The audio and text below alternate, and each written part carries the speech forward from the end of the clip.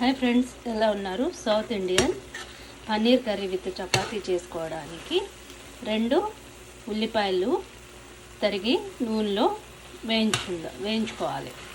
వేయించుకున్న తర్వాత 6 టమాటాలు తరిగి వాటిని కూడా మగ్గించుకోవాలి.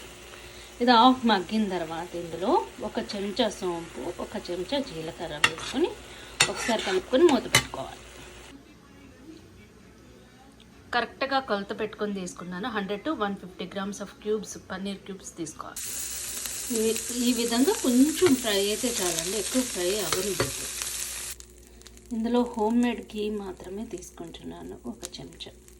ఇందులో కట్ చేసుకుని పెట్టుకున్నటువంటి పన్నీర్ వేసుకొని వీటిని కూడా కాస్త ఫ్రై చేసుకుంటాం. నెయ్యి వేసి బే లీఫ్, దాల్చిన చెక్క వేసిన తర్వాత ఈ గ్రేవీ వేసేసుకోవచ్చు.